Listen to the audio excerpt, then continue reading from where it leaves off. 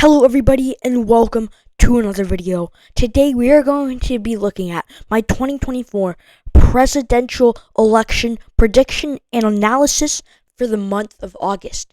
So basically how this is going to work is we kind of already decided Kamala Harris's running mate. It's going to be Josh Shapiro because he's pretty high in the betting markets. And then basically you're first just really going to just fill in all the extremely likely or basically guaranteed states that are going to go to either party. For example, like Louisiana, it's guaranteed to go to Trump, basically, and maybe Maryland is basically guaranteed to go to Harris. So we're going to fill out all of those right now. California, Oregon, Washington, Hawaii, District of Columbia, Maryland, Rhode Island, Maryland, Massachusetts, Connecticut. These are basically just all the safe states. Illinois, I think it's guaranteed to go to Harris, but by a likely margin. New York, I think, is going to go to Harris. But remember, there are outlier polls out there that show these states being won by Trump. Some of these polls do show Trump winning a couple of these states. And obviously, that's most likely not going to happen. But I'm just saying it's still possible. Don't, hate on me for getting any of this wrong or if you disagree. But let's go to the safe Republican states. And then I actually will be explaining some of the safe Republican states. So let's take a moment to do that. Oh, let me first do that. Okay, so there's a couple Republican states I want to explain right now. Delaware, Ohio, and Florida. So Iowa, I think it's trending to the right. It was won by almost a safe margin by Trump in 2020, and it's going to go safe. Same for Ohio. Polls showed Biden winning Ohio before Election Day. That was not what happened. Trump won it by 8 points, I'm pretty sure. So Ohio's going safe red as well. Oh yeah, I also forgot to put Delaware into safe blue, so don't forget. Now let's go to Florida. Florida is a very interesting one. It was regarded as a swing state a couple years ago. Now it is not. It is no longer a swing state. Those Cuban American voters in the state of Florida, Miami, and all of that, they are trending right towards Trump, and that is why Florida is going to go safe. And polls show Trump winning it by around 10 points. Now we are left with how many states? Nevada, Arizona, Colorado, New Mexico, Texas, Minnesota, Wisconsin, Michigan, Nebraska, 2nd District, Georgia, North Carolina, Virginia, Pennsylvania, New Jersey, New Hampshire, and Maine. I was not counting. I'm pretty sure it's 20 or something. But we are going to go first to, out of these states, the most likely to go towards Trump, which is going to be Texas. So now let's start using those polls. So this is a 5-way matchup, Trump versus Biden versus Kennedy versus West versus Stein in the Texas polls. So basically, these are the averages, these white and gray ones. These are the averages of different pollsters, as you can see, of how much Trump is going to win by. The University of Houston has him winning by 9. Same with the University of Texas. Same with the Signal. And Emerson polling has Trump winning by 10. So the spread, the final accuracy after all of these averages, the average is 9.2 points Trump is going to win, which does fall into my likely prediction for Donald Trump. Now let's move on. By putting in Texas into likely, we're left with a couple more states. So now I want to do the same thing for Democrats, what I just did for the Republicans. There's a couple more states that are similar to Texas, but just opposite for Democrats. These are going to be Colorado and New Jersey. So Colorado and New Jersey, I don't have polls up for them right now, but I both have them going towards Biden by a likely margin. New Jersey went to Biden by 10 points in 2020, which is actually pretty close for this state, and I think it's going to go enough to be into likely. It wasn't really that far from likely if you're using a 10-point likely margin in 2020, so I think it can definitely go to likely this year in 2024. Colorado, Biden won it by around 13 points in 2020. I think it can trend more than 3 points. With that border crisis, those working class rural suburban voters, they're going to head for Trump during the polls. I feel like it's going to be able to go into likely Democrat. So now we're left with 12 contests, 11 states in 1 district. Nebraska second. So now we're left with a couple more states that are actually kind of more leaning towards Democrats, but they are extremely contested. New Mexico, Minnesota, Nebraska second, Virginia, New Hampshire, and Maine. So now we're going to take a turn to look at those states, heading from East Coast to West Coast, starting in Maine. So this is a 5-way race. There aren't many pollsters here. Oh, wait, let me see if I can try and get this pollster. Okay, yeah, there aren't many polls from Maine, but let me just try and find it. Oh, these are also... Okay, I mean, I guess we'll just use this. So, that other poll on here had Trump winning by 1. This one had Biden winning by 2. I don't really think this is that accurate, but if we average those out, then we have Biden winning Maine by 1.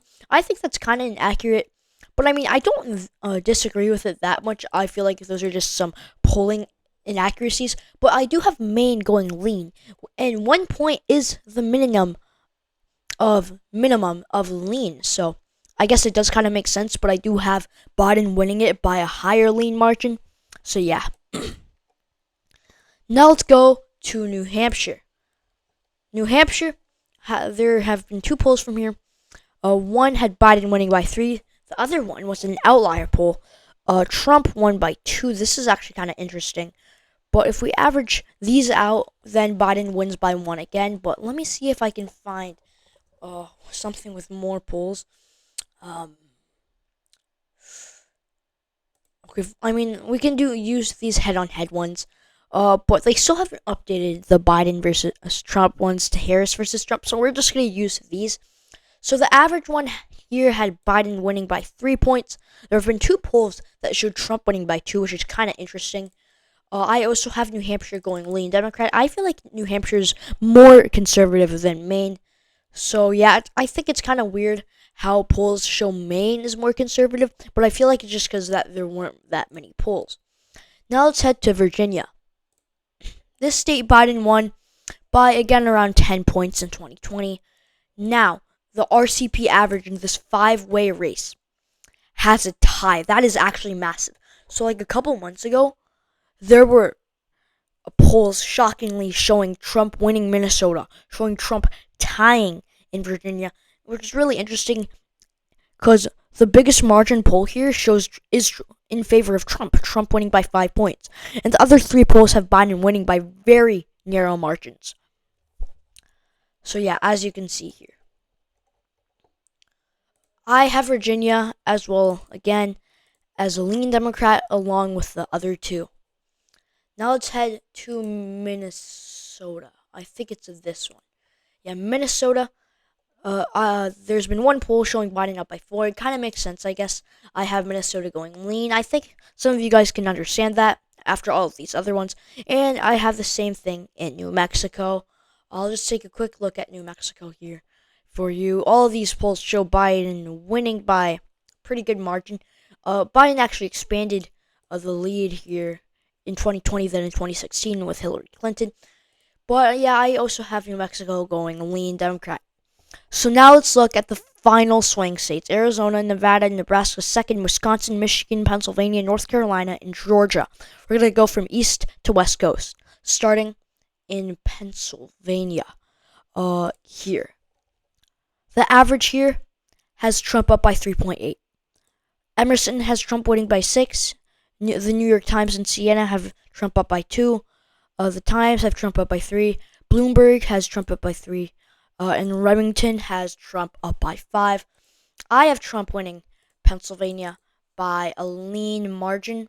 Actually, no, I have it tilt really just because this scenario, Kamala Harris chose Josh Shapiro as her running mate. Now let's head to Michigan. So Michigan is going to be this one.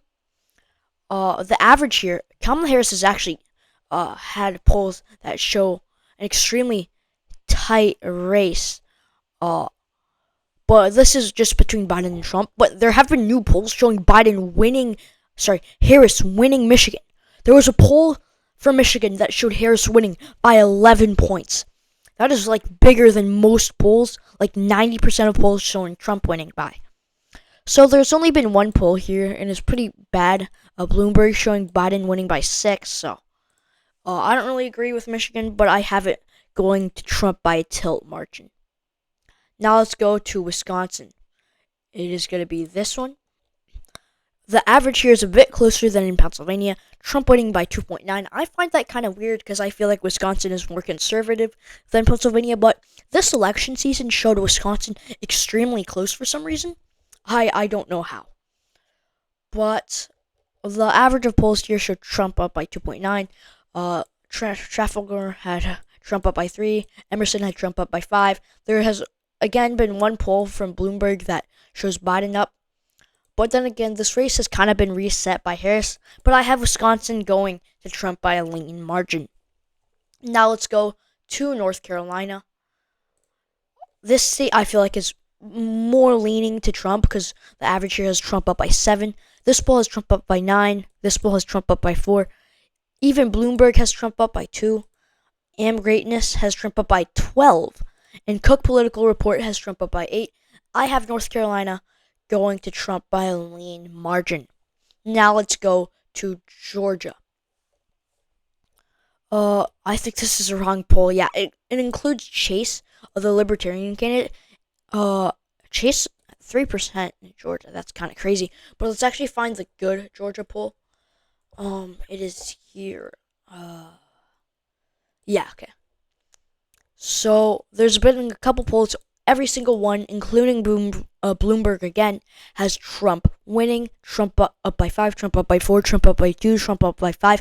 Totaling to an average of Trump up by 4, which is a slighter, more close than North Carolina, but I still have it going lean Democrat. And some of you guys could say that Kamala Harris being black, even though that she's only 25% black, 75% Indian, that's going to increase the black turnout for Kamala Harris. I find that not true because she doesn't even do that much better than Biden among black men, and only does a bit better. And only does, she does okay, better than a black woman, but again, I don't think she's going to be able to pull it off in Georgia. Now we have 2 final states, Arizona and Nevada from the Sun Belt. Nevada here. The average is Trump up by 5. There's a poll with Trump up by 3, Trump up by 4, Trump up by 6, Trump up by 7. Even the Bloomberg has Trump up by 6 in Nevada, which is kind of crazy. Nevada, I feel like polling is going to be really hard in Nevada, but I feel like Trump will be able to pull it off by a lean margin. Arizona, I have Trump winning by tilt, mainly due to that abortion referendum, making it closer among women. And finally, Nebraska second. I don't have polls for this one, but I have Kamala Harris winning Nebraska second by a tilt margin. I feel like Trump almost pulls it off due to Kamala Harris's low appeal to working class, white suburban voters. But thank you for watching today's video. I have Trump winning 312, Harris winning 226. She comes really close in some of these states, but just doesn't pull it off. Thank you for watching my 2024 presidential election prediction analysis for August, and I'll see you in the next one.